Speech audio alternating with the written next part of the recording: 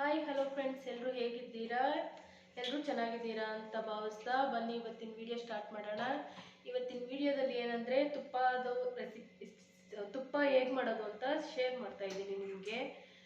ತುಪ್ಪ ಎಲ್ಲರೂ ಮಾಡ್ತಾರೆ, ಆದರೆ ನಾನು ಹೇಗೆ ಮಾಡ್ತೀನಿ ಅಂತ ನಿಮ್ಮ ಜೊತೆಲಿ ಶೇರ್ ಮಾಡ್ಕೊತೀನಿ. ನಮ್ಮ ಮನೇಲಿ ಹಸುಗಳಿರೋದ್ರಿಂದ ಒಂದು 2 ಲೀಟ್ರ್ 3 ಲೀಟ್ರ್ ದಿನ ಹಾಲು ಕಾಯಿಸ್ತಾನೆ ಇರ್ತೀನಿ. ಕೆನೆ ಸ್ವಲ್ಪ ಜಾಸ್ತಿನೇ ಸಿಗುತ್ತೆ, ಹಾಗಾಗಿ ತುಪ್ಪನೂ ಜಾಸ್ತಿನೇ, ಒಂದು 2 ಲೀಟ್ರ್ 3 ಲೀಟ್ರ್ವರೆಗೂ ತುಪ್ಪನೂ ಸಿಗುತ್ತೆ. ಬನ್ನಿ ಇವತ್ತು ನಿಮ್ಮ ಜೊತೆ ಶೇರ್ ಮಾಡ್ತೀನಿ ಹೇಗಂತ. ಬನ್ನಿ ನೋಡೋಣ. ಇವಾಗ ನೋಡಿ, ನಾನು ತೋರಿಸ್ತಾ ಇದ್ದೀನಿ ಇಲ್ಲಿ. ಇದು ಒಂದು 15 ಡೇಸ್ದು ಕೆನೆ. ಇದು ಫ್ರೀಝರಲ್ಲಿ ಎತ್ತಿಟ್ಕೋಬೇಕು. ಇದು ಕೆನೆ ನಾನು ಸ್ವಲ್ಪ ಎತ್ತಿಡಬೇಕಾದ್ರೆ ಸ್ವಲ್ಪ ಮಜ್ಜಿಗೆ ಇರುತ್ತಲ್ವ, ಅದನ್ನು ಸ್ವಲ್ಪ ಹಾಕ್ತಾ ಇರ್ತೀನಿ. ಚೆನ್ನಾಗಿರುತ್ತೆ ಟೇಸ್ಟು. ಎಲ್ಲ ಬರೀ ಕೆನೆ ಆದರೂ ಎತ್ತಿಟ್ಕೋಬೋದು. ನಾನು ಹಂಗೇ ಮಾಡೋದು. ಮಜ್ಜಿಗೆ ಸ್ವಲ್ಪ ಸೇರಿಸ್ಕೊಂಡ್ರೆ ಮೊಸರು ಮಾಡ್ದಂಗೆ ಆಗುತ್ತಲ್ವ, ಆವಾಗ ಚೆನ್ನಾಗಿರುತ್ತೆ ತುಪ್ಪ ಸ್ಮೆಲ್ಲು. ಇವಾಗ ಬನ್ನಿ ನೋಡೋಣ. ಇದು ದಿನ ಕೆನೆ ಎತ್ತಿಡ್ತೀವಲ್ಲ, ಫ್ರೀಝರಲ್ಲಿ ಇಟ್ಕೋಬೇಕು. ನಾರ್ಮಲ್ ಫ್ರಿಜ್ಜಲ್ಲಿ ಇಡಬಾರ್ದು, ಯಾಕಂದರೆ ಕೆಟ್ಟೋಗುತ್ತೆ ಇದು ನಾರ್ಮಲ್ ಫ್ರಿಜ್ಜಲ್ಲಿಟ್ಟರೆ. ಸಾಯಂಕಾಲ ತುಪ್ಪ ತೆಗಿತೀವಿ ಅನ್ನೋವಾಗ ಬೆಳಗ್ಗೆ ಎತ್ತಿಟ್ಬಿಡ್ಬೇಕು. ಫ್ರಿಜ್ಜಲ್ಲಿಟ್ಟರೆ ಸರಿ ಹೋಗುತ್ತೆ, ಇಲ್ಲ ಹೊರಗಡೆನಾದರೂ ಇಟ್ಕೋಬೋದು, ಮೆಲ್ಟ್ ಆಗುತ್ತೆ. ಇಲ್ಲಾಂದರೆ ಐಸ್ ಕ್ಯೂಬ್ ಥರ ಗಡ್ಡೆ ಕಟ್ಬಿಟ್ಟಿರುತ್ತೆ, ಆವಾಗ ತುಪ್ಪ ಆಡ್ಸೋಕ್ಕಾಗೋದಿಲ್ಲ. ನೋಡಿ ಎಷ್ಟು ಚೆನ್ನಾಗಿ ಕಾಣಿಸ್ತಾ ಇದೆ ಅಂತ. ಏನು ಸ್ಮೆಲ್ಲು ಏನೂ ಬಂದಿರಲ್ಲ, ಚೆನ್ನಾಗಿರುತ್ತೆ. ಒಂದ್ಸಲ ಟ್ರೈ ಮಾಡಿ ನೋಡಿ.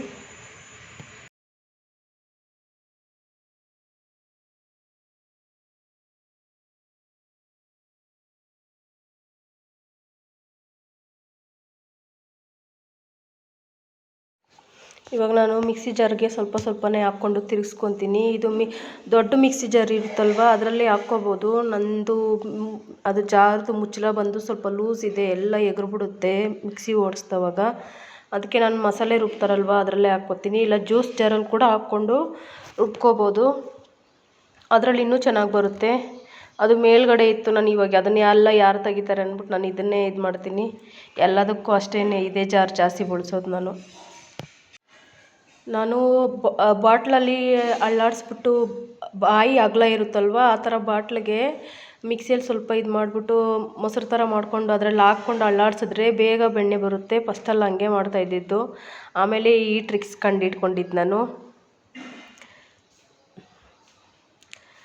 ಆಮೇಲೆ ಸ್ಟಾರ್ಟಿಂಗಲ್ಲಿ ಮೊಸರು ಕಡಿಯೋ ಕೋಲಲ್ಲಿಂದ ಮಾಡ್ತಾಯಿದ್ದಿದ್ದು. ಜಾಸ್ತಿ ಈಸಿ ಅಂದರೆ ಇದೇನೇ, ಮಿಕ್ಸಿ ಜಾರಲ್ಲಿ ತಿರುಗಿಸೋದು. ಇದಕ್ಕೆ ಸ್ವಲ್ಪ ಕೆನೆ ಎತ್ತಿಟ್ಟಿದ್ದೀವಲ್ಲ ಅದನ್ನು ಹಾಕ್ಕೊಂಡು ನೀರು ಬಿಟ್ಕೋಬೇಕು.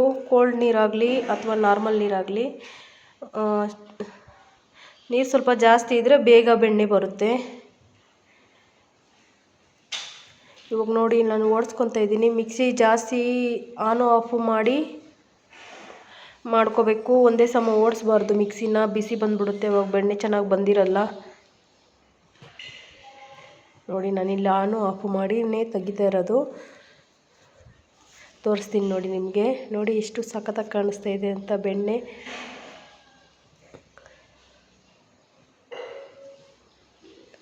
ನಾವು ಚಿಕ್ಕ ಮಕ್ಕಳಲ್ಲಿ ಈ ಥರ ಎಲ್ಲ ಮಿಕ್ಸಿಯಲ್ಲೆಲ್ಲ ಮಾಡ್ತಾ ಇದ್ದಿಲ್ಲ, ಕೈಯಲ್ಲೇ ತಿರುಗಿಸ್ಬಿಟ್ಟು ನಮ್ಮ ಚಿಕ್ಕಮ್ಮ ತೆಗೆದು ಕೊಡ್ತಾಯಿದ್ರು ನಮಗೆ ಬೆಣ್ಣೆ. ಅವಾಗ ಬೆಣ್ಣೆನೇ ಎತ್ತಿ ತಿಂದಿರ್ತಾಯಿದ್ರಿ ನಾವು.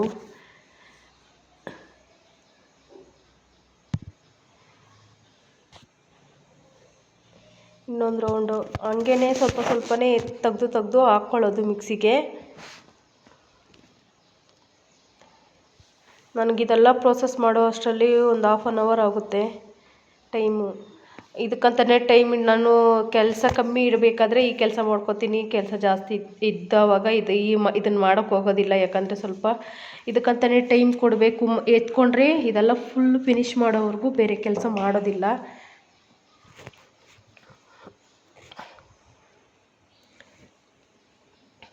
ಏನು ಅಷ್ಟೊಂದು ಟೈಮು, ಒಂದು ಜಾರ್ಗೆ ಒಂದು 1 ಸೆಕೆಂಡ್ 2 ಸೆಕೆಂಡ್ ಅಷ್ಟೇನೇ, ಜಾಸ್ತಿ ಏನು ಟೈಮ್ ತಗೊಳ್ಳೋದಿಲ್ಲ. ಇಷ್ಟು ಕೆನೆ ನೋಡಿ, ನಾನು ತೋರಿಸಿದ್ನಲ್ಲ, ಇಷ್ಟು ಕೆನೆಗೆ ಒಂದು 1/2 hour ಅಷ್ಟೇ ಆಗೋದು. ನೋಡಿ, ನಾನು ಬೇಸನ್ಗೆ ಹಾಕ್ಕೋತಾ ಇದ್ದೀನಿ, ಯಾಕಂದರೆ ಜಾಸ್ತಿ ಆಗುತ್ತಲ್ವ, ಚಿಕ್ಕ ಪಾತ್ರೆಯಲ್ಲಿ ಇಡಿಸಲ್ಲ. ಬೇಸನ್ಗೆ ಹಾಕ್ಕೊಂಡ್ರೆ ಒಂದೇ ಸಲ ಎಲ್ಲ ತೆಗೆಸ್ಕೊಂಡು ಹಾಕ್ಕೊಬಿಟ್ಟು ತೊಗೋಬೋದು ಬೆಣ್ಣೆನೆಲ್ಲ.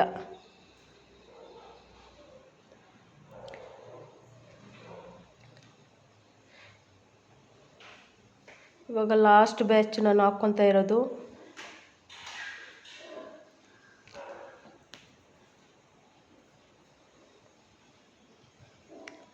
ಪಾತ್ರೆಗೆಲ್ಲ ನೀರು ಹಾಕ್ಕೊಂಡು ಕ್ಲೀನಾಗಿ ಅದರಲ್ಲಿರೋದೆಲ್ಲ ಮಿಕ್ಸಿ ಜಾರ್ಗೆ ಹಾಕ್ಕೊಳ್ತೀನಿ. ಆಯಿತು, ಇವಾಗ ನೋಡಿ ಎಲ್ಲ ಹಾಕ್ಕೊಂಡಿದ್ದೀನಿ ತಿರುಗಿಸ್ಬಿಟ್ಟು ಬೇಸನ್ಗೆ. ಇದು ಸ್ವಲ್ಪ ಮುದ್ದೆ ತೊಳಸ್ತೀವಲ್ಲ ಆ ಥರ ನಾದ್ಕೊಳ್ಳೋ ಥರ ಗಟ್ಟಿ ಇದು ಮಾಡಬೇಕು. ಅದು ಗಟ್ಟಿಯಾಗಿ ಸಿಗುತ್ತೆ ಅವಾಗ ಬೆಣ್ಣೆ ಕೈಗೆ. ಕೋಲಲ್ಲಿ ಮಾಡಿದ್ರೂ ಸರಿಯೇ ಅಥವಾ ಕೈಯಲ್ಲಿ ಇದೇ ಥರ ಮಾಡಿದ್ರೂ ಸರಿಯೇ, ಚೆನ್ನಾಗಿ ಬರುತ್ತೆ.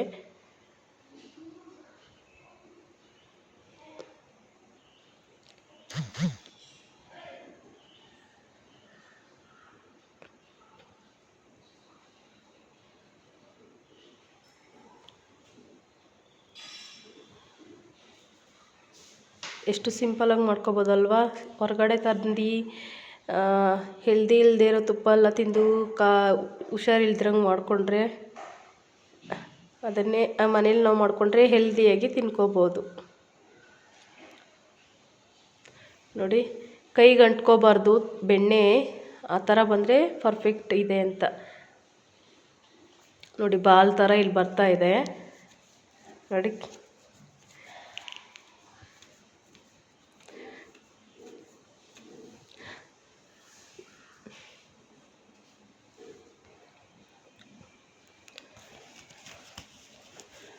ಆಮೇಲೆ ಇದು ಇನ್ನೊಂದ್ಸಲಿ ಚೆನ್ನಾಗಿರೋ ನೀರಲ್ಲಿ ತೊಳ್ಕೊಬೇಕು, ಇಲ್ಲಾಂದರೆ ಅದರದ್ದು ಮೊಸರು ಇರುತ್ತಲ್ವ ಒಳಗಡೆ, ಅದು ಹಂಗೆ ಇರುತ್ತೆ. ತುಪ್ಪ ಕಾಯಿಸಿದ್ರೆ ಅದರಲ್ಲಿ ಹಂಗೆ ಕಾಯಿಸಿದ್ರೆ ಸ್ಮೆಲ್ ಬಂದುಬಿಡುತ್ತೆ ಬೇಗ. ಅದಕ್ಕೆ ಇನ್ನೊಂದ್ಸರಿ ತೊಳ್ಕೊಬೇಕು ಬೇರೆ ನೀರಲ್ಲಿ. ನೋಡಿ, ನಾನು 2 ಪಾತ್ರೆಯಲ್ಲಿ ಸ್ವಲ್ಪ ನೀರು ಇಟ್ಕೊಂಡು ಅದಕ್ಕೆ ಡಿವೈಡ್ ಮಾಡಿದ್ದೀನಿ, ಅದರಲ್ಲೇ ಕಾಯಿಸ್ಕೊಳ್ಳೋದು ನಾನು. ಆಯಿತು, ಇದೇನು ವೇಸ್ಟ್ ಆಗಲ್ಲ. ನಮ್ಮನೇಲಿ ಹಸುಗಳಿದಾವಲ್ಲ, ಹಸುಗಳು ಕುಡ್ಕೊತವೆ. ಎಪ್ಪಾಕಿ ತಿರುಗಿಸಿದ್ದು 1-2 ದಿನಕ್ಕೆ 3 ದಿನಕ್ಕೆ ಮಾಡಿಕೊಂಡ್ರೆ ಅದನ್ನು ಕೂಡ ಕುಡಿಬೋದು. ಬಟ್ ಇದು 15 ದಿನಕ್ಕೆ ಆಗೋಷ್ಟು ಎತ್ತಿಟ್ಟಿರೋದಲ್ವ, ಚೆನ್ನಾಗಿರಲ್ಲ ಕುಡಿಯೋದಕ್ಕೆ. ಹಸುಗಳಿಗೆ ಹಾಕ್ಬಿಡ್ತೀವಿ ನಾವು ಕುಡಿಯೋದಕ್ಕೆ. ನೋಡಿ, ಇವಾಗ ನೀರೆಲ್ಲ ತೆಗ್ದಿದ್ದೀನಿ, ಎಕ್ಸ್ಟ್ರಾ ನೀರು. ಇನ್ನೊಂದು ಪಾತ್ರೆಯಲ್ಲಿ ಇರೋದನ್ನು ಹಂಗೆ ಮಾಡ್ಕೊತಾ ಇದ್ದೀನಿ.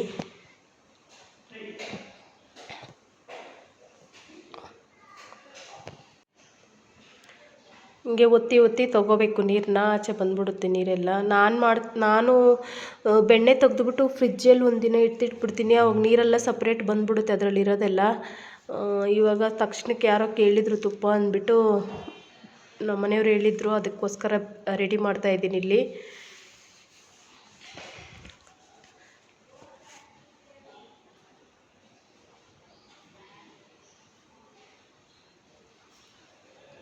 ತುಪ್ಪ ಕಾಯಿಸೋದಕ್ಕೆ ಸ್ವಲ್ಪ ಮಂದಗಿರೋ ಪಾತ್ರೆ ಎತ್ಕೊಂಡ್ರೆ ಚೆನ್ನಾಗಿರುತ್ತೆ. ತೆಳ್ಳಗಿರೋದೆಲ್ಲ ಎತ್ಕೊಂಡ್ರೆ ಪಾತ್ರೆಗೆ ಅಂಟ್ಕೊಬಿಡುತ್ತೆ, ತೊಳೆಯೋದು ಕಷ್ಟ ಆಗುತ್ತೆ.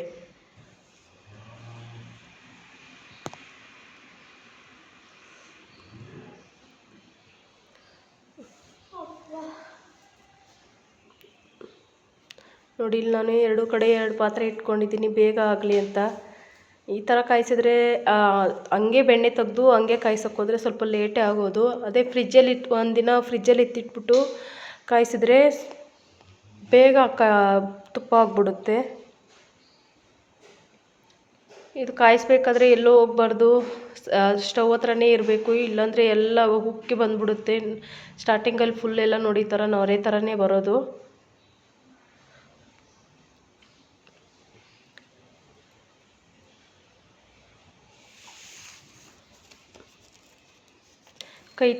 ಕೈಯಲ್ಲಿ ಇದನ್ನು ತಿರುಗಿಸ್ಕೊಡ್ತಾನೇ ಇರಬೇಕು.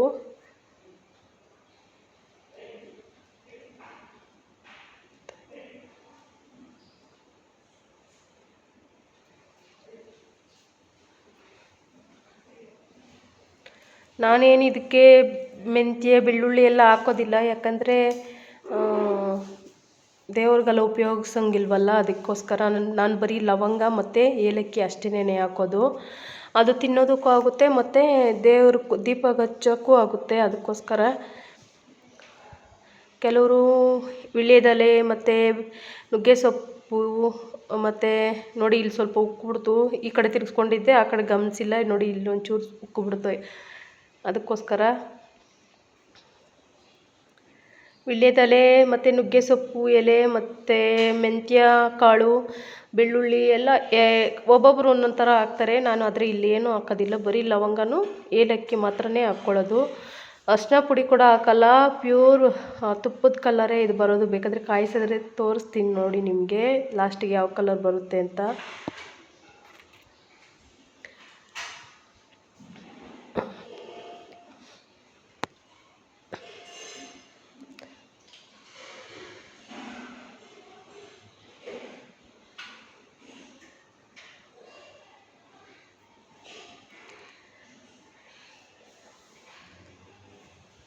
ಇವಾಗ ನೊರೆ ಎಲ್ಲ ಕಮ್ಮಿ ಆಗ್ತಾ ಬಂದಿದೆ.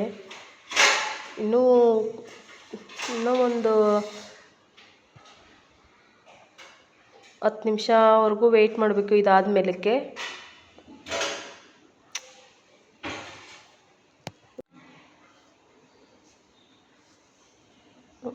ನೋಡಿ ಇಲ್ಲಿ ನಾನು ತಿರುಗಿಸ್ತಾ ಇದ್ದೀನಿ. ಎರಡೂ ಒಂದೇ ಪಾತ್ರೆಗೆ ಆಗೋಷ್ಟು ಕಾಯಿಸೋ ಅಷ್ಟು ಪಾತ್ರೆ ದೊಡ್ಡದು ಯಾವುದೂ ಇಲ್ಲ, ಬಾಣಲಿ ಥರದ್ದು. ಮಡಿಕೆಗಳೆಲ್ಲ ಇದ್ದಾವೆ, ಅದರಲ್ಲಿ ಕಾಯಿಸಲ್ಲ.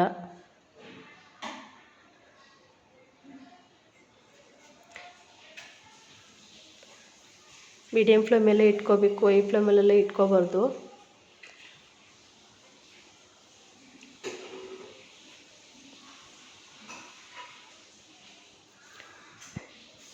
ನೋಡಿ ಗೊತ್ತಾಗ್ತಾ ಇದೆ, ಕಾಯಿಸ್ತಾ ಇರುವಾಗಲೇ ಗೊತ್ತಾಗ್ಬಿಡುತ್ತೆ ನಿಮಗೆ. ಅದು ಬಬಲ್ಸ್ ಎಲ್ಲ ಸ್ವಲ್ಪ ಕಡಿಮೆ ಆಗುತ್ತೆ, ಮತ್ತು ಅದು ಗಸಿ ಇರುತ್ತಲ್ವ, ಅದು ಒಂಚೂರು ಕಲರ್ ಟರ್ನ್ ಆಗಬೇಕು. ವೈಟಿಗಿರುವಾಗಲೇ ಆಫ್ ಮಾಡ್ಕೋಬಾರ್ದು, ಬೇಗ ಕೆಟ್ಟೋಗ್ಬಿಡುತ್ತೆ ತುಪ್ಪ. ಇನ್ನು ಸ್ವಲ್ಪ ಕಾಯಬೇಕಿದು, ಅಲ್ಲಿವರೆಗೂ ಚೆನ್ನಾಗಿ ಕಾಯಿಸ್ಕೊಂಡ್ರೆ ತುಂಬ ದಿನಗಳವರೆಗೂ ಇಟ್ಕೋಬೋದು. ನೋಡಿ ಇಲ್ಲಿ ನಾನು ಲವಂಗನೂ ಏಲಕ್ಕಿ ಜಜ್ಕೊಂಡಿದ್ದೀನಿ, ಎರಡಕ್ಕೂ ಹಾಕಿದೆ. ಇವಾಗ ನಾನು ಇಷ್ಟೇನ ಹಾಕೋದು ನಾನು. ನೋಡಿ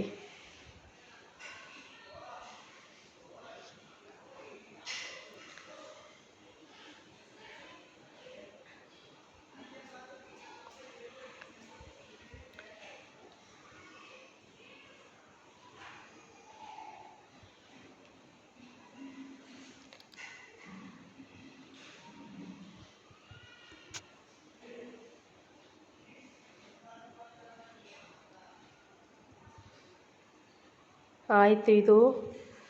ಇವಾಗ ನಾನು ಅದೇ ಕೈಯಲ್ಲಿ ಮಿಕ್ಸಿ ಎಲ್ಲ ಒರೆಸ್ಕೊತಾ ಇದ್ದೀನಿ. ತಿರ್ಗಾ ಅದು ಹಂಗೆ ಇಟ್ಟರೆ ಇನ್ನೊಂದು ಕೆಲಸ ಜಾಸ್ತಿ ಆಗುತ್ತೆ. ಅದಕ್ಕೋಸ್ಕರ ಇಷ್ಟೇ ಇವತ್ತಿನ ಲಾಗು.